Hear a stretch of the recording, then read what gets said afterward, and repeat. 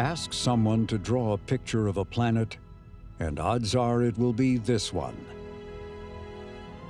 It is the 6th planet out from the Sun, and the 2nd largest in our solar system. It is, of course, Saturn, a world encircled not only in majestic rings, but in an array of moons that have been likened to a solar system in miniature.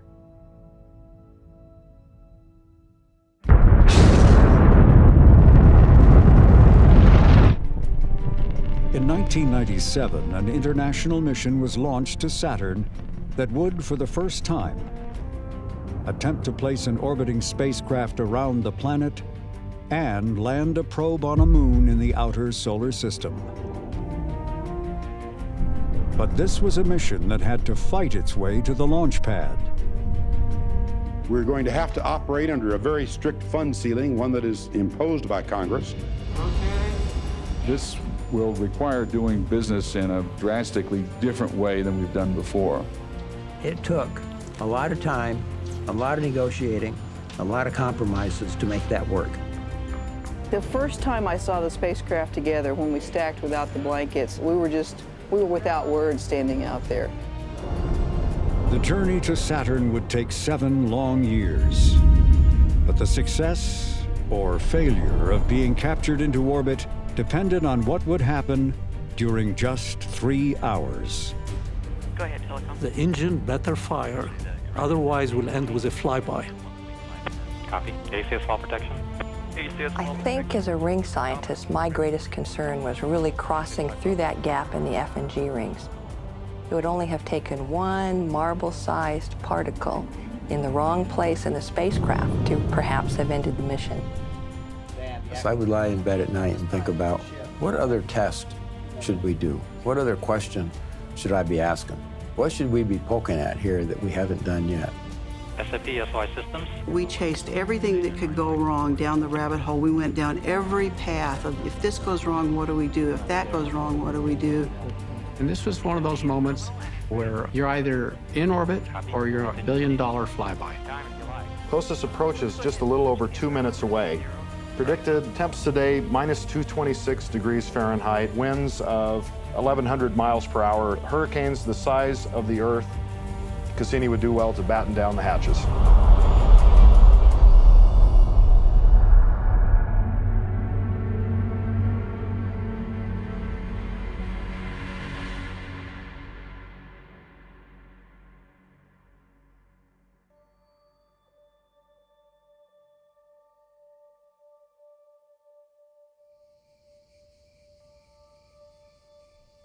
Saturn was once but a single bright point of light in the night sky. But in 1610, Galileo peered through his telescope and saw something else. On either side of the planet, he thought, there might be moons. 2 years later, Galileo looked again. To his astonishment, the 2 objects had disappeared. Another 2 years passed, and Galileo again trained his telescope on Saturn. The puzzling bulges had returned. This drawing shows how close Galileo came to solving the riddle. But he went to his grave without ever knowing the answer. A half-century would pass before the Dutch scientist Christian Huygens realized the bulges were rings. As for their appearing and disappearing, when the rings are viewed from Earth edge on, they all but disappear. As time passed, Saturn came into closer focus. And in 1979, NASA's Pioneer 11 spacecraft gave the world the first close-up look at the planet and its rings. We received several pictures yesterday afternoon and evening, and we'd like to run through some of those now. This is the one that came in here at about 3 o'clock yesterday afternoon. This is by far the most spectacular picture we have so far. This is raw data. It has not been processed in any way. We can see the big banded planet, and of course the ring system is very prominent in this picture. Also prominent is Saturn's largest moon, Titan, in the upper right-hand corner. The two Voyager flybys soon followed,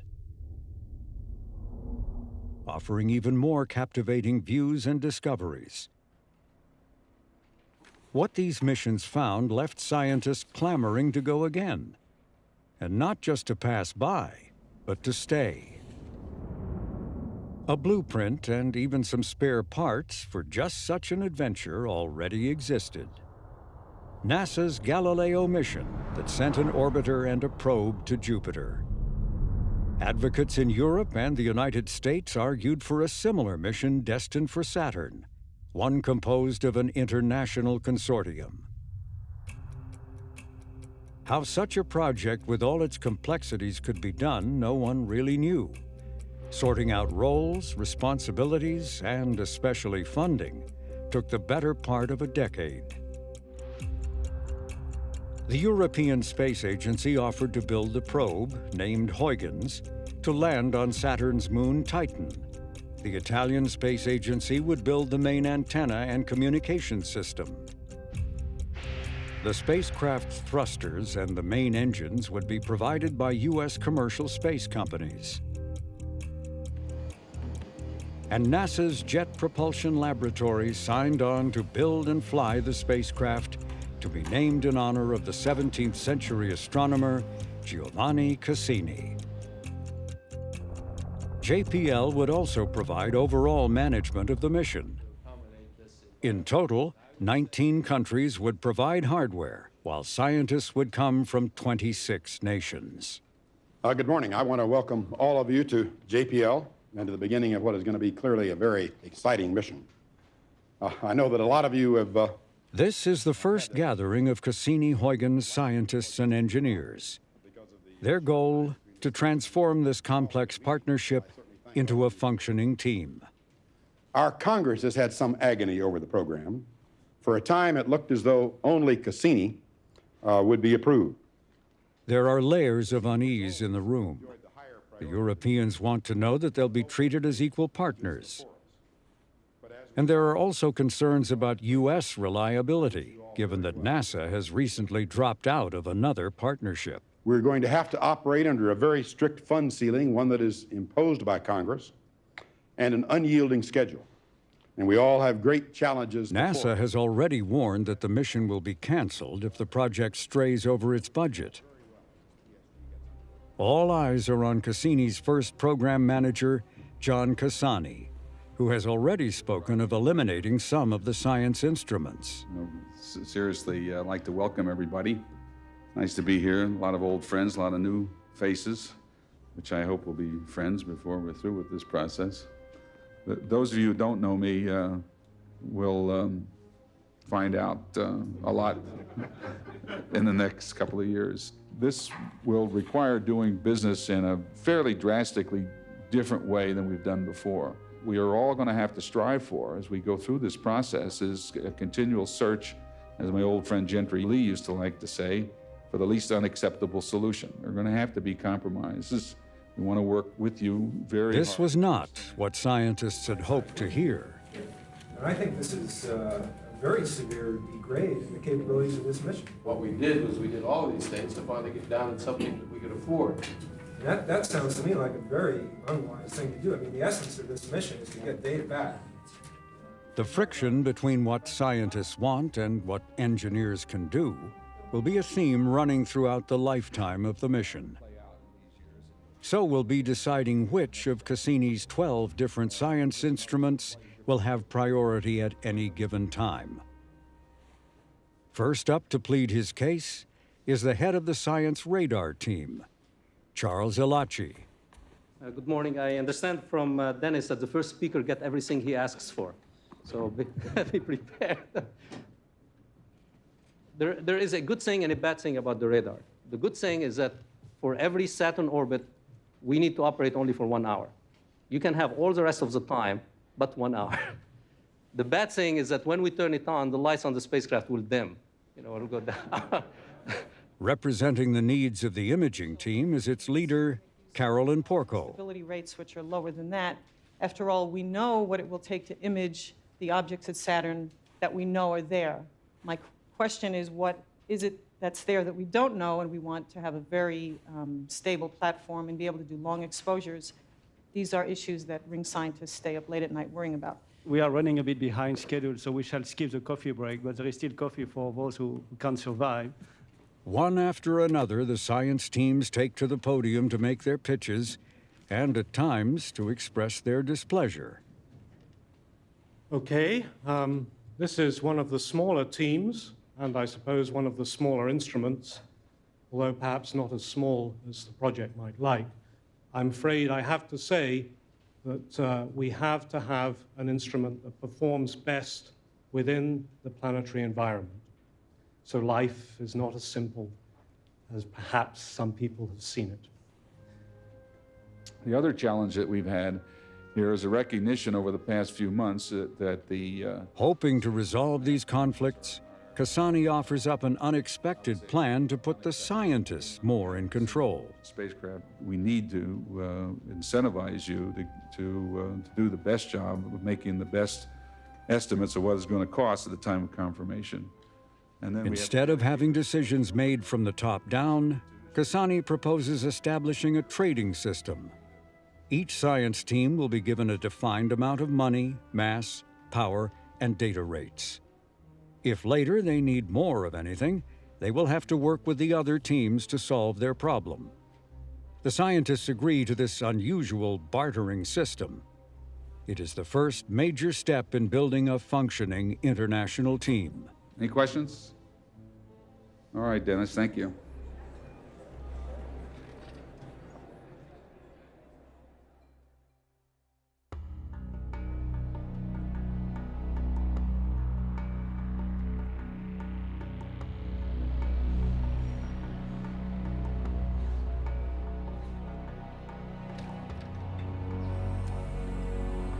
By the fall of 1997, what had once been just blueprints are now real pieces of hardware.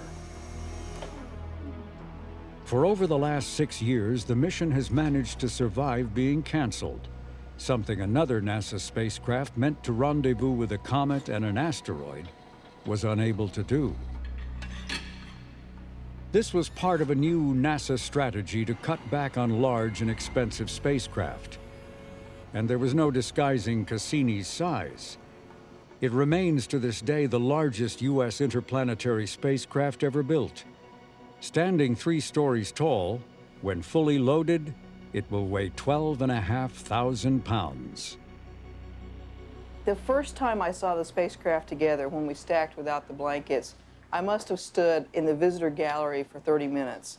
And I don't know how to describe it. It's not yours anymore. You know, even though I had been intimate with each piece and part of that spacecraft and put it together wire by wire and part by part, to watch it come together as a whole entity was incredible. We were without words standing out there. Every now and then we'll be working in here and you'll think, wow, this is going to Saturn, and this probe's going to land on Titan, and this is going somewhere where we've never seen things before, and you get goosebumps from it.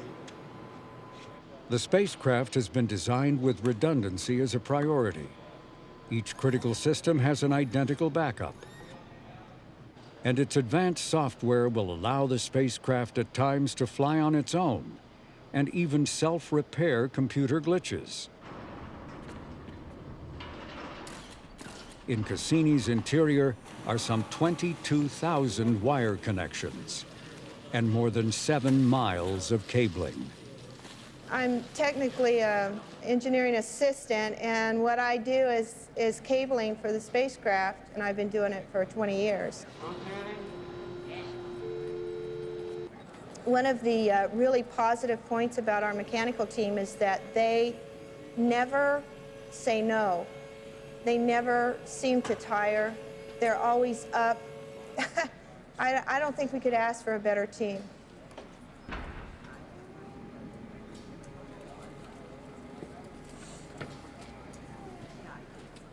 One of the last assembly tasks is to cover this bare spacecraft with blankets.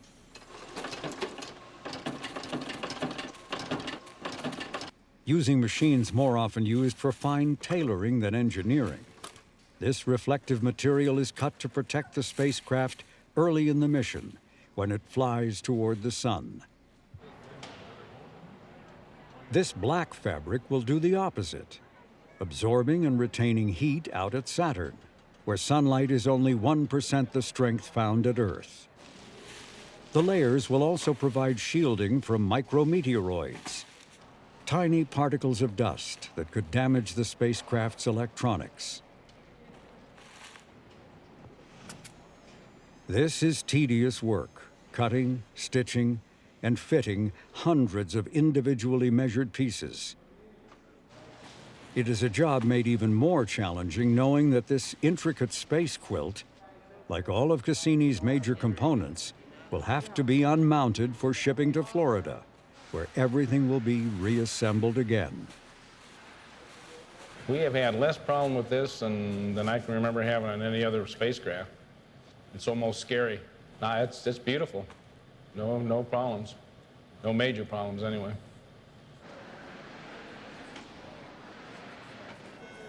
While transforming Cassini from a blueprint into a real spacecraft had gone exceptionally well, getting to the final design had been tortuous.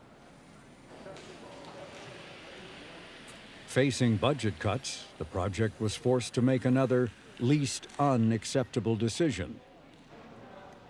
Instead of dropping science instruments, the spacecraft itself was scaled back by eliminating the scan platform, a kind of turntable required by some instruments needing motion. Without the platform, the entire spacecraft will have to rotate to aim at targets, resulting also in less observation time. But all of the science instruments have survived.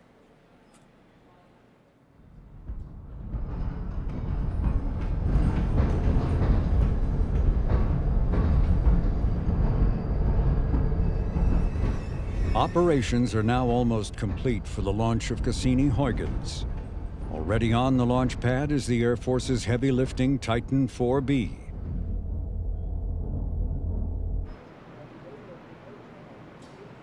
Cassini and the probe have been reassembled. One of the last procedures involves loading onto the spacecraft its power supply. 72 pounds of plutonium encased in what are called radioisotope thermoelectric generators, or mercifully called for short, RTGs. RTGs have been used on previous missions, but recent nuclear power plant accidents and the loss of the Space Shuttle Challenger have heightened public fears of a launch accident spreading nuclear debris.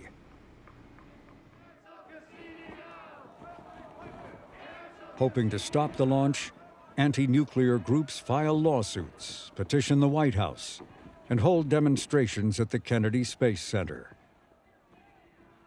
Since this is the last public forum to assure the public that everything is going to be all right, could you do that one last time and use your best argument to persuade perhaps some of your opponents? RTGs were designed for accident conditions. We've designed them, we've tested them, we've analyzed for it. We've gone through a very lengthy review process. And in fact, these are very safe to use. There's not a risk to the public, even if there is an accident. Would you all confirm your faith in this mission by telling us how many family members, kids and grandkids you have here watching this launch with you? Well, I have 30 members of my family here right now, including my 2 granddaughters. There's more on the way. Right here or on the way? I don't know if I have more grandchildren on the way, but I have more family on the way.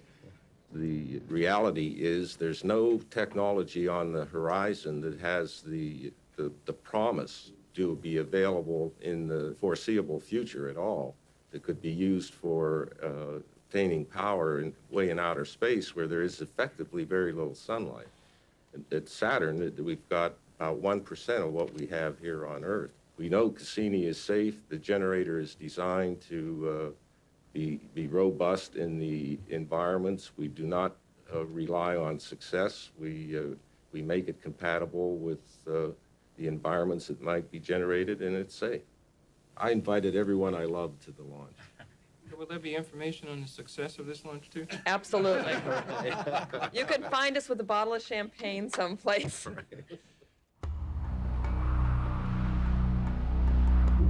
FLC, we have steps 325 and 326 complete. Roger. PA and LCC, 327, 328 on time. PA, Roger. LCC, Roger. The Air Force Launch Controller has given a clear to launch. We've got go from the range to proceed with the countdown. Launch sequence started. T-minus 10, 9, 8, 7, 6, 5, 4, 3, 2, 1, and liftoff of the Cassini spacecraft on a billion-mile trek to Saturn.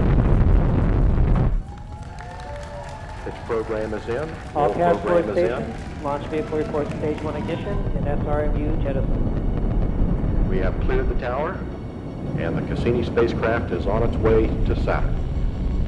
T plus 20 seconds. All systems are go.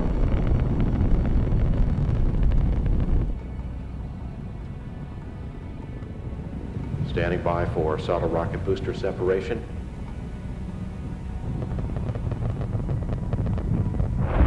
And the solid rocket boosters have been jettisoned. Item 149 and 5150. All systems go.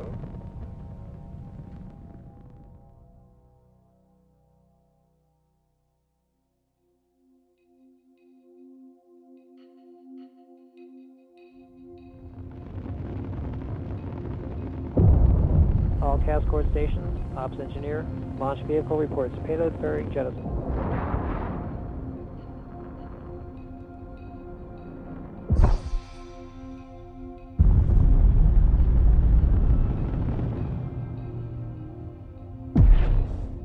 This launch was, for all practical purposes, perfect. It was just right on target, and the navigation corrections that we normally routinely expect to have to make for these kinds of launches was very small. It was an exceptionally good launch.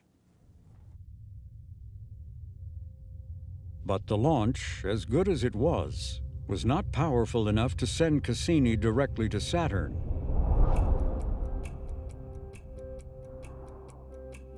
To get there, mission designers had long before devised a flight path, using Mother Nature to gain extra boosts of speed by flying by planets, what are called gravity assists. Cassini's route required 2 inward swing-bys at Venus, next back to Earth, then outward to Jupiter, and finally on to Saturn. In all, a journey of over 2 billion miles, lasting nearly 7 years.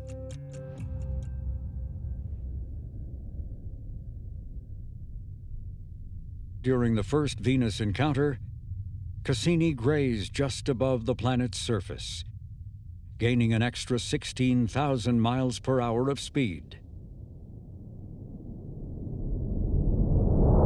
The Cassini spacecraft has now been in space, in flight, for a little over 8 months, and the performance of the spacecraft has been essentially flawless. Typically, on spacecraft like this, of this complexity, there are issues, complications of one sort or another that we have to work with some of our ground-based command capability. For the Cassini spacecraft, this just hasn't happened. It's a remarkable spacecraft. True enough, but Cassini is not yet a fully complete spacecraft. We had enough flight software on board at launch to be able to fly the spacecraft, operate it, navigate it, and not a whole lot more than that. When we launched, we had 7 years to get to Saturn, and we actually completely changed out the computer system twice in flight. Looks nominal. We would take the old computer software and then load up the new software in the backup computer, watch it for a while, make sure it was stable, and then we would swap and make the backup the prime computer and make sure it was stable. As engineers worked on completing Cassini's software, scientists started lobbying to begin using their instruments far ahead of the agreed-upon schedule. The cartoon. You got to see the cartoon. You got to see the whole thing. So the idle spacecraft is the Devil's Playground. For the first 3 years, we weren't supposed to do anything. We were supposed to fly a rock. And we were just going to go take the spacecraft, correct it engineering-wise, fly it by Venus a couple times by Earth, and we really weren't going to do much science. And here were the scientists saying, you've got this great spacecraft, everything's working on it, you don't have to check, you don't have to redo your thermal, you don't have to redo this, let's do science. And so I came in one day, and this was on my door. The idle spacecraft is a Devil's Playground. I swore for years that one of the scientists had put that on my door. It was my boss. He put that on my door.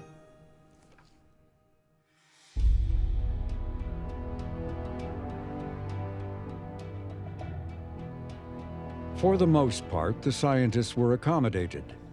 But the project's priority was first getting safely past the Earth, which occurred in the summer of 1999, giving Cassini another 12,000 miles per hour of speed.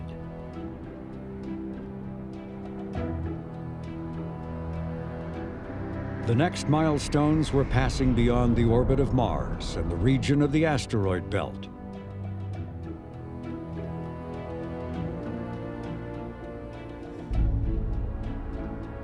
Then came Jupiter, where Cassini saw raging storms, some centuries old. Cassini also teamed up with the venerable Galileo spacecraft to jointly measure Jupiter's magnetosphere, a bubble of charged particles trapped within the planet's magnetic field.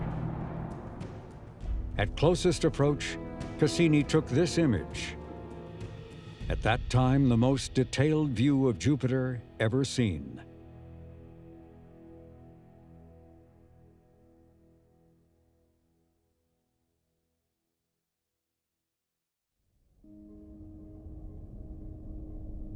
The Jupiter encounter served as a full dress rehearsal for what awaited at Saturn. It revealed there was work to be done in addressing Cassini's design compromise, the lack of the scan platform that would have allowed simultaneous use of science instruments needing either to move or to be rock steady. It meant you had to turn the spacecraft every time you wanted to point an instrument someplace. And we had 12 instruments, and each instrument generally had different pointing druthers, if not, in fact, hard and fast pointing requirements. And so it was there was an awful lot of negotiation that went on between the different science teams, the different instrument representatives, and deciding who was going to get to control the pointing of the spacecraft when. It took a lot of time, a lot of negotiating, a lot of compromises to make that work. Despite this restraint, Cassini could now boast of being the most capable interplanetary spacecraft ever sent out into the solar system.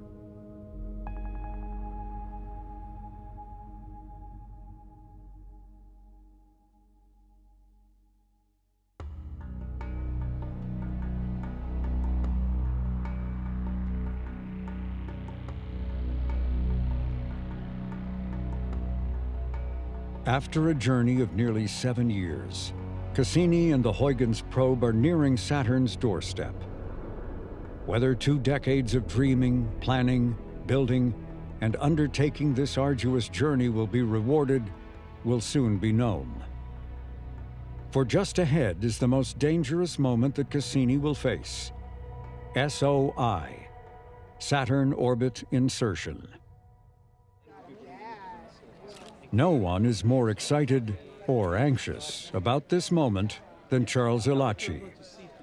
In addition to still being the team lead for Cassini's radar experiment, he now heads JPL.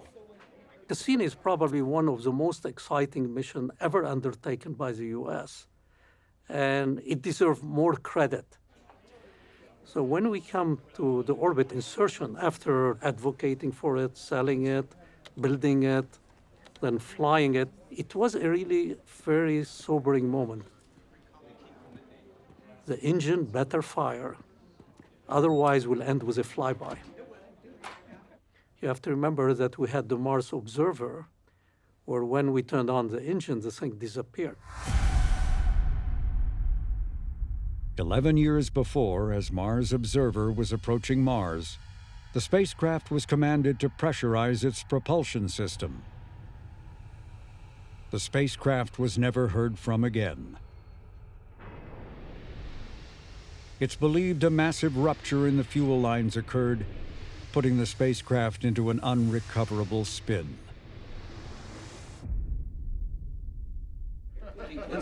It's okay to sit down. Take about 15, 20 minutes. This is Bob Mitchell, who's the project manager. Okay, well, I think we've got what'll be a rather interesting program laid out here for you this evening. It's certainly going to have a little drama to it.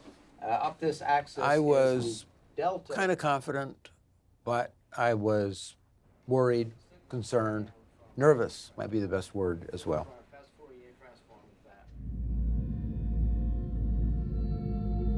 To slow down enough to be captured by Saturn's gravity, Cassini will have to turn on its seldom-used engine for 96 minutes. Anything less could result in flying past the planet, never to return. The flight path will take Cassini and the probe up through and back down a gap in Saturn's rings. There's worry that there could be particles in these regions large enough to damage or even destroy the spacecraft. I think as a ring scientist, my greatest concern was really crossing through that gap in the F and G rings. It would only have taken one marble-sized particle in the wrong place in the spacecraft to perhaps have ended the mission. So for me, the most, breathtaking, the heart-stopping time was really crossing through the ring plane. To reduce the risk, Cassini will fly through the gaps with its high-gain antenna facing forward to act as a shield. During these times, the only signal coming back to Earth will be from a smaller antenna transmitting a single tone. The pitch or frequency of the tone will vary with changes to the spacecraft's speed, what's known as the Doppler effect. This will tell engineers how the spacecraft is performing or not. But that 0 is the reference frequency, the nominal frequency that we would see if there were no burn. So if the motor never ignited, what would happen is this line up here would just go right straight across. And I would lie in bed at night and think about what other test should we do? What other question should I be asking? What should we be poking at here that we haven't done yet? Down here, and this corner right here corresponds to where the burn should end. So There wasn't any single thing that I could point to and say, that thing right there has a fair chance of biting us. There just wasn't anything like that. But when you consider all the things that had to happen or not happen, there were enough of them that the aggregate of them was cause for being nervous, and I was. That would be cause for some level of concern.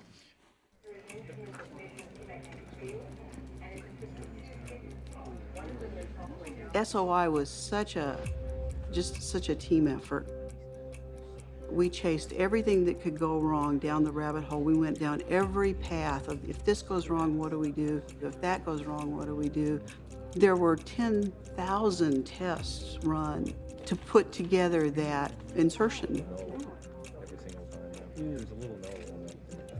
Something we've been preparing for 4 or 5 years, testing and testing, awfulizing all of the possible things that could go wrong. And this was one of those moments where you're either in orbit or you're a billion-dollar flyby. Solar systems, telecom off net for 1. Copy, telecom. Things continue to go well in Cassini Mission Control. We're approximately 33 minutes from burn start. There's our flight director, Julie Webster.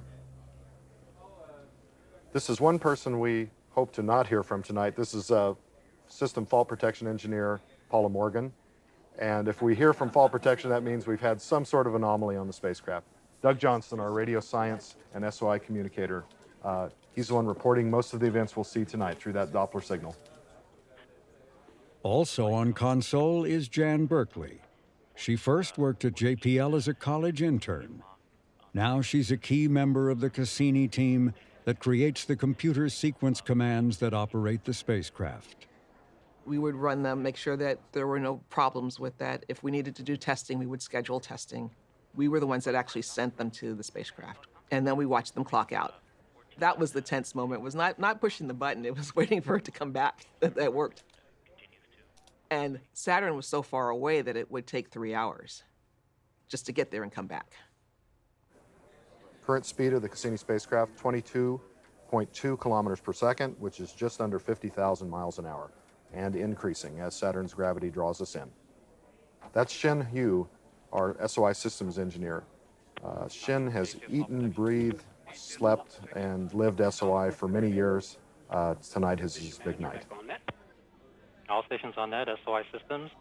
Just an advisory, we're coming up on the time that the critical sequence will initiate the turn to the SOI burn attitude. The burn command will be sent at 7:35 p.m. local time. Flight Director, SOI systems, all subsystems report the spacecraft data is nominal and ready to support SOI. Okay, I copy that.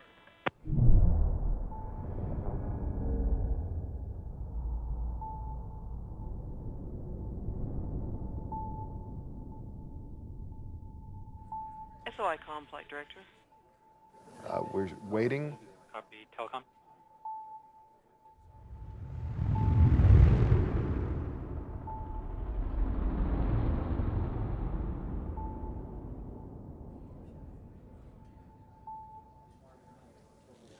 A JPL tradition has begun, starting in the back of the mission support area.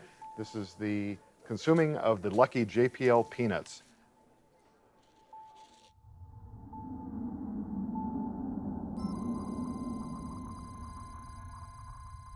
Doug Johnson just reported a signal. We've survived the ring plane crossing through the F and G rings.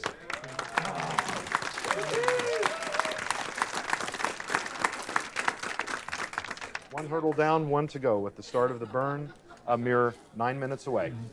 Ace Flight Director on FSO Court. Go ahead. Are you still tracking Canberra on B2? That's affirmative. Let's go ahead and switch Canberra over to B0. Correct.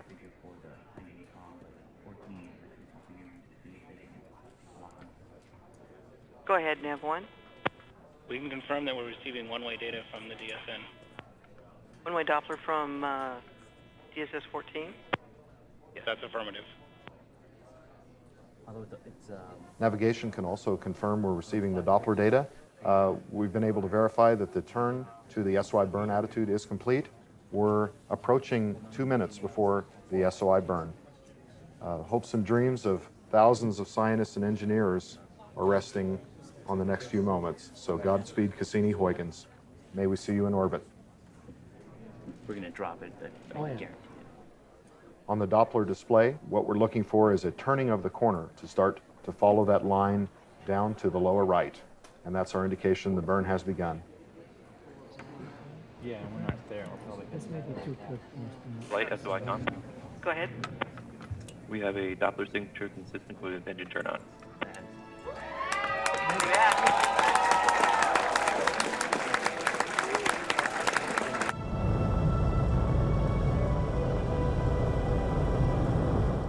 Lots of high fives and celebrations in mission control.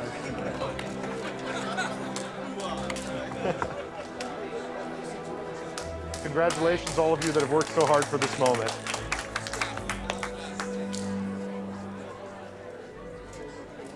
One minute down, about 96 minutes to go.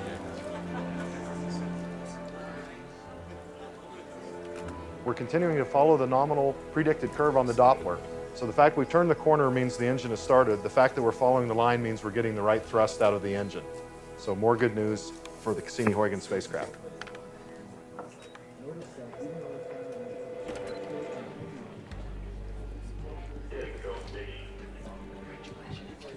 Way to go. Way to go. There's now 90 minutes of waiting until Cassini's engine is to stop firing. The lull in the action affords a rare opportunity to give members of Congress who are on hand a very up-close and personal tour.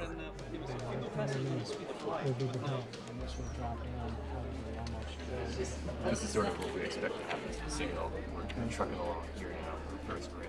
We're expecting the signal to drop that fast. It's a moment to witness history in the making, and as politicians well know, to take advantage of an excellent photo op.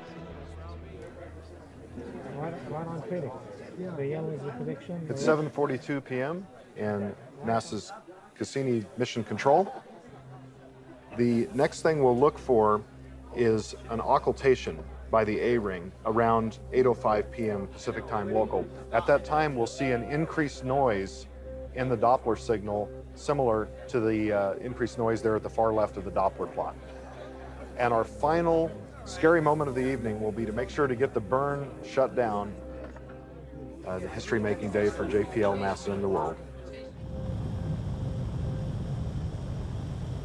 Flight, SOI-com. Go ahead, SOI-com. We've hit the A-ring pretty hard. More good news from SOI-com there. The frightening-looking change to our Doppler data is totally anticipated. This proves that Saturn's A-ring is where we think it is, and the Cassini spacecraft is where we think it is as well. We're continuing to track a 2 to 3 dB signal with occasional outages through the A-ring, and we expect to see a nice strong signal when we hit the Cassini division coming up. Copy, that sounds good.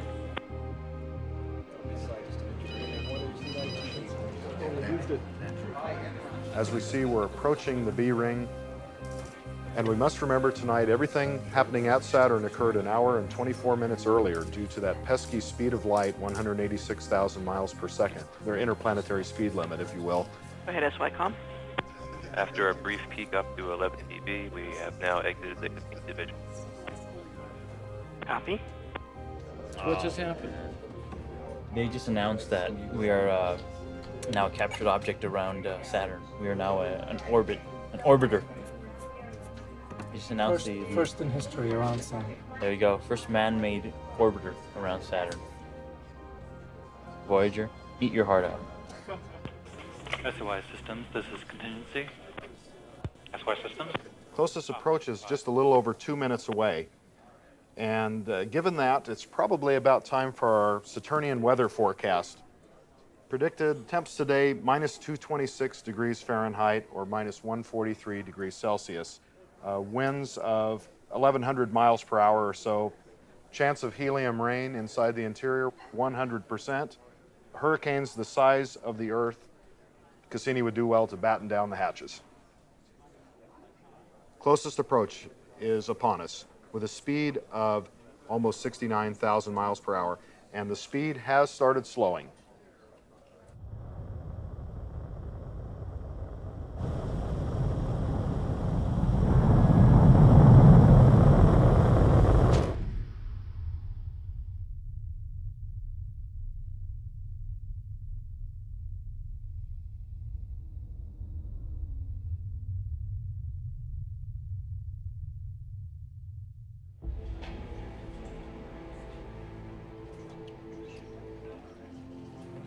Flight, SOI-com.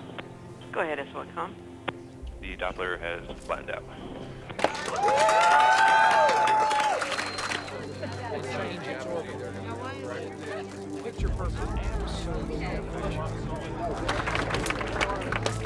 Okay, we have burn complete here for the SOI orbit insertion burn.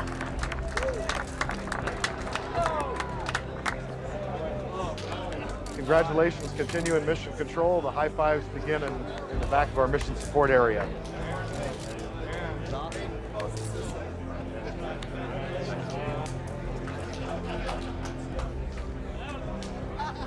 I'm just hearing a report from radio. You did great. Thank you. You did great. My pleasure. Thanks to our Lockheed Martin propulsion engineers. Did a wonderful job tonight. Knowing that it survived and was there and we were ready to get to the meat of the science and get these great images, it was a wonderful moment. The voyage begins. We made it. Like, we did it. Fantastic job. What's that? Now I'm going to put your E-cap in.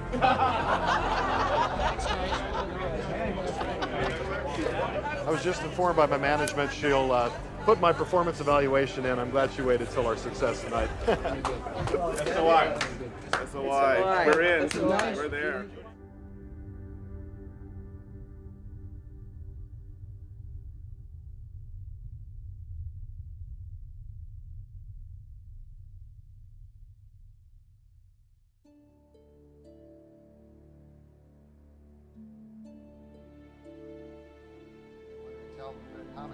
So there was this amazing elation, and then almost immediately a crash, just because we were exhausted and tired.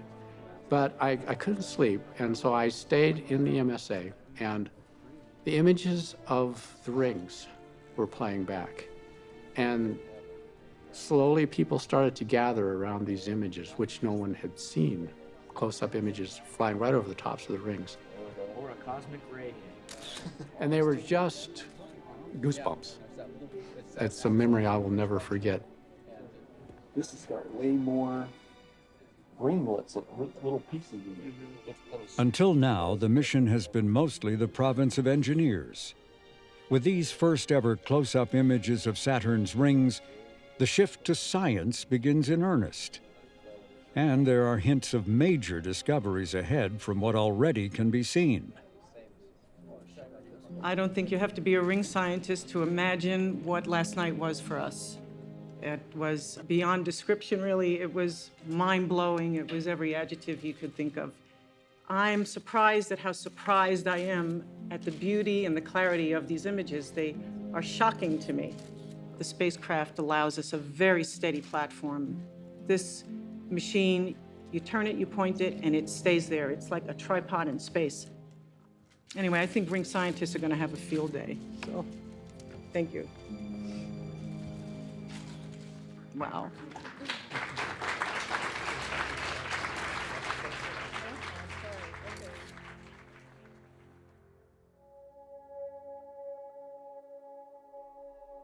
Cassini's arrival coincided with a time when the planet was well lit by sunlight, providing extraordinary views of the rings. Saturn plus the rings span about 250,000 miles, and they would fit in between the Earth and its moon. And yet, for all of its wide expanse, the rings themselves are paper thin, only about 10 feet thick. If you could scoop up all the ring particles, they would be less massive than one of Saturn's small moons named Mimas. From a distance, the rings cast off a sense of serenity, but they are as complex and chaotic as they are beautiful. For they are made up of countless numbers of disorderly objects of different sizes and shapes.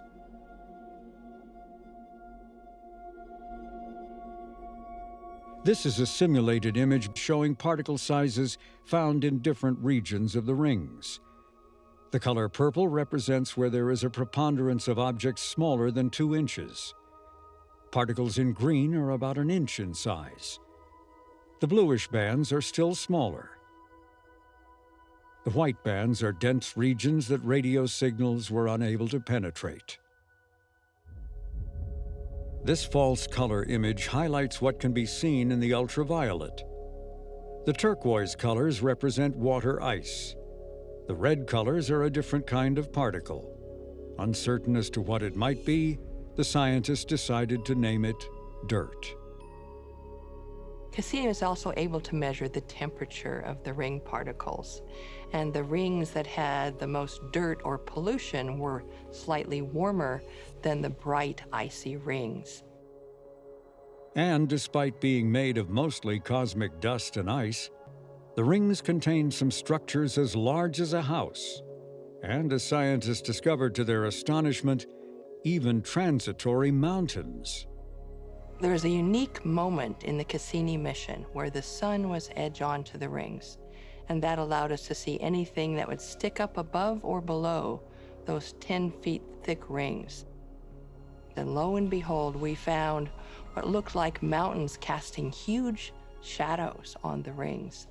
And it turns out that the rings of Saturn are not like just individual particles, but a lot of these particles stick together and grow into larger and larger particles.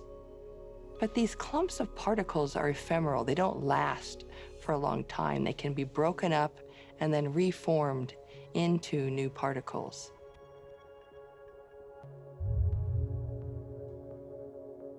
Saturn's moons and smaller moonlets also influence the rings. Even orbiting rubble piles hold a kind of sway. Altogether, they help shape the boundaries of Saturn's rings, herding in particles that might otherwise rain down in a torrent on the planet or escape into deep space. Meanwhile, particles from some of Saturn's moons are constantly shedding off, helping to preserve existing rings or creating new ones.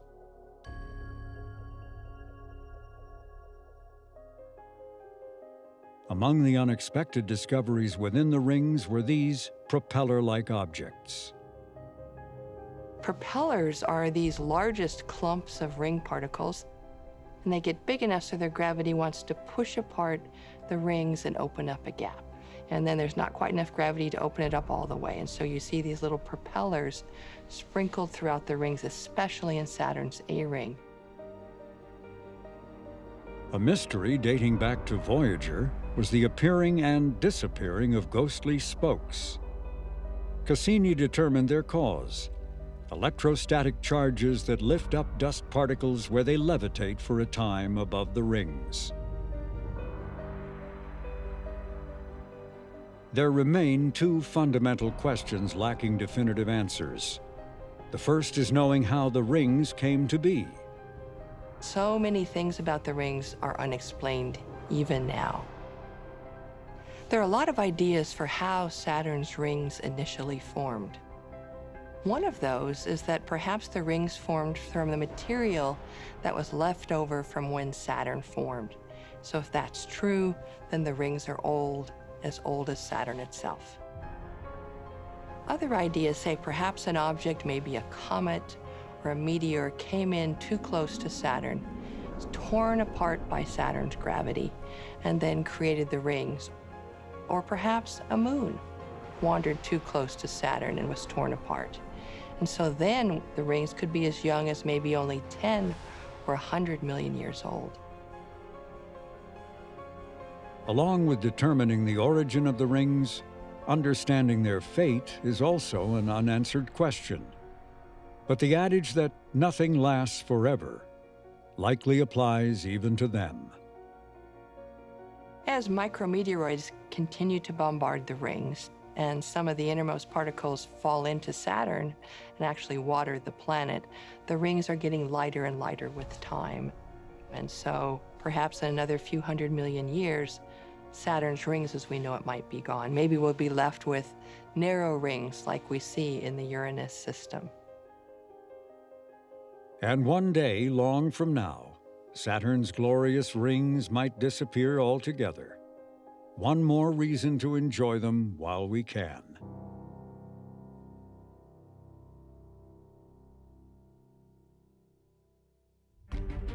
Next time on JPL and the Space Age, Part 2 of Triumph at Saturn. With Cassini safely in orbit, science takes center stage. Beginning with a dramatic descent of the Huygens probe to the surface of Saturn's moon, Titan. We knew Titan was a tough target, was going to hold its secrets tightly, and so we designed this mission to hit it with everything we've got. In the years that follow, one unexpected discovery after another will be made, earning this international mission accolades from around the world. Science is about what is, and engineering is about what can be. The Cassini-Huygens program has demonstrated the best of both. The number of your new discoveries is nothing short of amazing.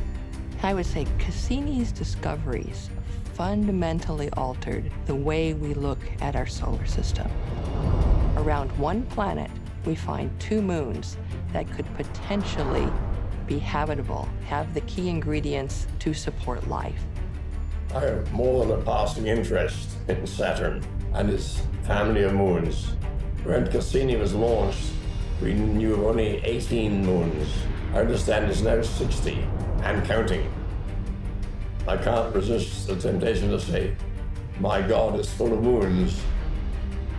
Triumph at Saturn, Part 2, next time.